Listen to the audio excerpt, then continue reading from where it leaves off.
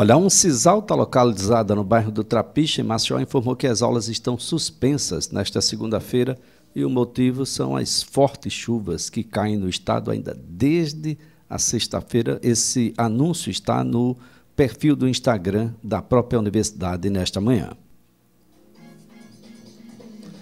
Olha, o jornalista Carlos Madeiro, competente jornalista Carlos Madeiro, publicou em sua coluna no portal de notícias UOL de que a ocupação de áreas urbanas de risco triplicou no país desde 1985. Vamos entender o porquê o Brasil tem essa característica e as grandes cidades terminam ficando apenas com espaços para alguns e não para todos. O que é que falta para a gente? Planejamento, elaboração, plano diretor, o que é que falta? Plano de ocupação. Eu estou na linha com a gestora ambiental, especialista em educação e meio ambiente e gestão de projetos. Ela é mestra em desenvolvimento e meio ambiente, a doutora Renise Cruz, para que a gente tente compreender um pouco como é que é a ocupação das nossas cidades. Doutora, um bom dia e obrigado por participar do programa. Bom dia, Elias. Bom dia aos ouvintes. É um prazer, estar aqui falando sobre esse assunto que é tão importante e tão negligenciado no nosso país, Bom, isso dá uma demonstração das nossas cidades. É claro que isso deve acontecer em todas as nossas cidades, ou em quase todas. Parece-me ser uma regra, ocupação em ambientes de risco, moradia em ambientes de risco. Por que isso acontece no Brasil, professora? Bom, Elias, a gente tem que entender um pouco do processo histórico, de formação do território brasileiro, como ocorreu, o processo de exclusão social, de desigualdade social, de concentração de renda e ocupação das, digamos que, melhores áreas de habitação pelo grande mercado imobiliário. Então, esse processo desencadeia também uma expulsão de pessoas que viviam nas proximidades de áreas de praia ou centrais para bordas da cidade, e quando não ocupam áreas de risco, Então, faz bem próximo, faz parte do processo histórico de ocupação aqui do nosso território, E o processo de desigualdade social. A gente tem avançado de alguma forma, professora, por exemplo, nós já sabemos o que é uma área de risco e sabemos que não deve ser habitada. As novas áreas de risco, elas estão sendo contingenciadas ou nós continuamos alargando esse estágio de ocupação que não deveria existir? Bom, de acordo com o estudo que foi publicado, que você mencionou anteriormente, do Mata Biomas, isso vem piorando, Segundo o estudo, houve um salto de 350 quilômetros quadrados, de ocupação nessas áreas de risco, de 350 para 1.000 quilômetros quadrados em 2021. Então, teve um aumento significativo dessas áreas que estão sendo ocupadas. E é um alerta para a gente.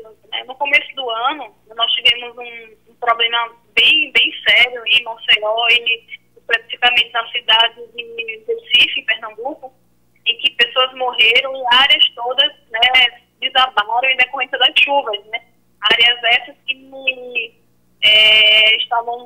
eram aglomerados subnormais, ou seja, áreas de favela e áreas também que não necessariamente eram de favor, mas estavam em risco, áreas de risco, ocupando áreas de proteção permanente por aí.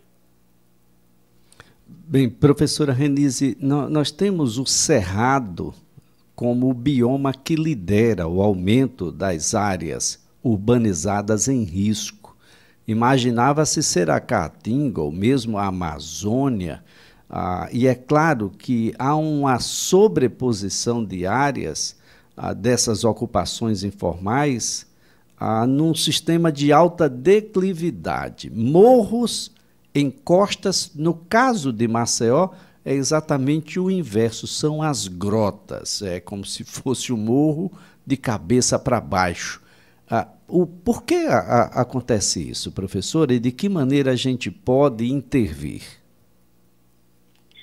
Bom, primeiro, né, é a questão do planejamento urbano, né? As cidades brasileiras praticamente não têm planejamento urbano, né? Você pode perceber ocupações em várias áreas, né? Na proximidade de rios, de praias, ocupação de áreas de restinga, de áreas de proteção permanente. E, ao mesmo tempo, nós temos pessoas que procuram ambientes para viver porque não conseguem se manter, né, economicamente em espaços que são cada vez mais caros. Então, a questão do território também, como ele é formado, né, do espaço, como ele é construído, né, do relevo, etc., vai mostrar onde as áreas vão ser ocupadas, né, por classes que detêm um poder aquisitivo maior e outras que não têm. Então, além disso, né, é importante frisar que também tem áreas que estão sendo liberadas, sendo licenciadas, e também tem um grande risco, né, de inundação, ou por serem áreas que estão dentro de APP, que são negligenciadas e são liberadas para grandes condomínios serem construídos, né? Então tem esse fator também atrelado à questão da gentrificação, atrelado ao processo de desigualdade socioespacial. Essa distribuição de renda sempre muito ruim no Brasil faz com que o empobrecimento da população vá exatamente no caminho contrário do que é proposto para a urbanização hoje, não é, professora?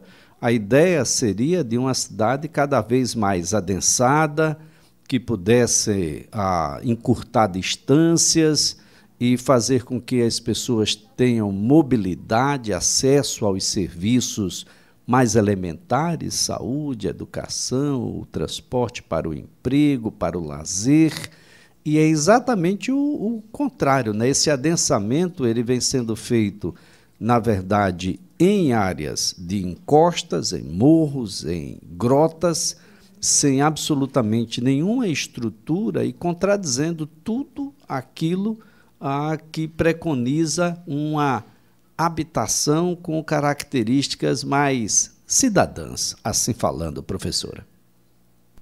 Exatamente, né? E tem outro fator, né? Se é uma área de risco, como é que o Estado vai intervir em uma área que naturalmente ela é de risco? Ela tem sérios riscos de desabamento por estar num processo de erosão, ou que para serem construídas casas ou um processo grande de desmatamento. Como é que o Estado vai urbanizar ou vai garantir saneamento, outras questões dentro de áreas que são de risco?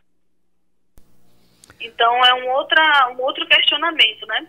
E por que, por exemplo, a cidade de Maceió está entre uma das mais caras do Brasil para se viver? Como é possível, né? O Estado é muito pobre, um dos mais pobres, talvez o mais pobre da nação, com um número de pessoas em situação de risco alimentar expressivo, é um percentual muito grande da população, e ainda assim nós temos um dos metros quadrados mais caros do país. É uma concentração muito grande, e isso se revela muito facilmente. Adentrando 1 minuto de carro, já sente a diferença, né, dos bolsões que nós temos aqui, daqueles que são mais abonados, do resto da população, a cidade com mais de 1 milhão de habitantes, e que é totalmente despreparada para tudo, porque não foi pensada em nenhum momento, nem a cidade de outrora, nem mesmo a cidade atual, e ainda não está sendo pensada a cidade do futuro, doutora. Isso, exatamente. A questão da mobilidade urbana também, né? A mobilidade urbana de Maceió é uma das piores do Brasil. Você tem ainda uma faixa azul que facilita o deslocamento da classe trabalhadora da parte alta de Maceió para o centro e região de praia, mas boa parte da mobilidade também relacionada ao ciclismo, a gente não encontra tantas áreas de ciclovia.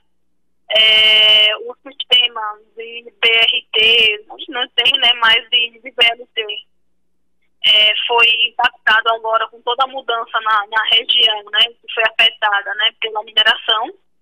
Então você tem todo um contexto complicado em Maceió, né? Então, se a gente for analisar, né, como está organizado o território de Maceió, né, o espaço de Maceió, você tem grande parte dos trabalhadores vivendo na parte alta, né, vindo do Bentes, Mambon, Rosanicó, toda aquela área alta. E você tem também boa parte vivendo ali no centro, né, Trapite, Vegel, né, enfim. E você tem núcleos formados pela elite, né, de Maceió. Se a gente for fazer uma análise mais crítica de quais são essas áreas que tem mais atenção do poder público, a gente vai ter uma resposta rápida. Então, você tem uma orla que está sendo bem cuidada e você tem uma outra parte do Maceió com muitos buracos, com uma série de problemas de infraestrutura, com a ausência de saneamento básico, com descarte inadequado de esgoto para as praias, né, como Laguna Mundaú. E você tem, quando chove, por exemplo, na região do Vegel, ali, né, do centro, fica tudo inundado, né? O aumento da leptospirose, de pessoas que sofrem com doenças por estar em áreas de risco e também, né, não ter nenhuma atenção ou pouca atenção para mudar essa realidade. Exatamente porque o nosso município, né, de Maceió, e claro, o estado de Alagoas, é um estado amplamente desigual, onde boa parte da concentração de renda está na mão de poucos e a pobreza está distribuída na mão da maioria das pessoas que vivem aqui no estado de Alagoas. Então, quando a gente analisa essas ocupações em áreas de risco, em áreas de preservação permanente e construção de aglomerados subnormais, a gente vê materializado no espaço a desigualdade social que a gente vivencia no nosso país. Então, de acordo até com o mapa biomas, né, essa última pesquisa que foi apresentada, né, nos últimos 37 anos, as cidades com mais áreas de risco também está no Nordeste, né, não é só outras regiões, como já foi mencionado, mas, por exemplo, Salvador é a cidade com a maior área de risco, né, do Brasil. E aí, em seguida, vem Minas Gerais, né, a cidade de Ribeirão das Neves, em Jaboatão do Guararapes, e a quinta é Recife, né. Então, são cidades que não têm planejamento, né, são construídas em áreas, infelizmente, as casas, né, muitas moradias construídas em áreas de risco, de inundação, né, e suscetíveis a mudanças climáticas, né, uma discussão que vem sendo bem aprofundada nos últimos anos, né, e a gente vivencia isso achando que uma ação pontual vai resolver. E aí eu vi que você falou, né, na reportagem anterior sobre a questão do gerenciamento de resíduos sólidos, né, Elias? Isso mesmo. E esse é um desafio, né, professora? Um desafio muito grande. Aliás, nesta terça-feira é comemorado aí o Dia Mundial do Urbanismo, que vem com uma proposta, né, muito séria de um debate sobre a promoção e a criação de soluções de urbanismo. E a gente gera muito resíduo. O que fazer com esse resíduo? O que fazer com o sistema de transporte, os locais para habitação, soluções de lazer, planejamento de áreas verdes? Eu fico imaginando aqui que a ocupação ela não é só inapropriada na área de risco, ela é inapropriada quando a gente coloca prédios dentro da praia, da areia da praia e impossibilita o exercício livre para que as pessoas possam se utilizar da única opção de lazer gratuita, né, ou quase, para isso, e fecha absolutamente todos os acessos. É uma elite extremamente perversa que a gente tem por aqui, professora. Elias, no que você falou, né, eu venho escrevendo alguns trabalhos, né, sobre essa questão da privatização dos acessos das praias de Lagoas, e a gente tem um caso que é um caso que vem sendo pesquisado no Brasil, numa área denominada Rota Ecológica dos Milagres em Alagoas, a qual tem um metro quadrado, né, um dos mais caros do Brasil, com várias áreas de praia sendo privatizadas, né, porque dificulta o acesso da população local a esses espaços, que eram de lazer e de trabalho, e você tem toda uma mudança territorial nos costumes, na forma de relacionamento com a natureza, dando abertura para que outros modos de vida sejam utilizados naquele espaço que não eram anterior. Então, os espaços de lazer, não só nessa região da Rota Ecológica, Torres de Pedra, São Miguelzinho Lagos e Passo de Camaragibe, mas também, se a gente pegar o litoral sul de Alagoas, a gente tem muitas áreas que não temos acesso, né, ao lazer.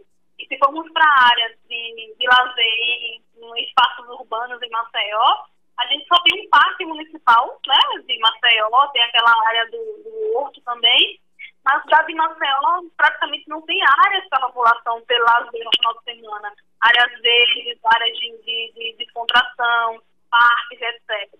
A gente realmente tem boa parte da cidade ocupada por prédios, por áreas, né, infelizmente, com pouca acessibilidade ou poucas áreas de lazer, infelizmente. Bem, nós temos aí uma discussão que precisa ser feita. A Câmara Municipal de Maceió não pode abrir mão disso, já abriu mão por muito tempo. Nós temos um passivo muito grande, porque a gente precisa fazer zoneamento, nem tudo pode ser instalado em todo lugar, e a gente precisa fazer todo um trabalho de previsibilidade da ocupação dos espaços aqui. A cidade de Maceió, ela tem um espaço verde muito grande, a gente está bem ao sul, em Maceió, nós temos aí muita terra para ser ocupada, bastante rural, poderíamos dizer, a nossa cidade tem um espaço verde muito grande, mas isso precisa ser ocupado com planejamento, prevendo já quais são as rotas de acesso, prevendo onde podem ser instalados equipamentos industriais, prevendo onde nós teremos que ter escolas, creches, etc. Isso é planejamento, algo que parece-me que os nossos vereadores ou não entendem ou não querem, ou exatamente porque entendem não faz.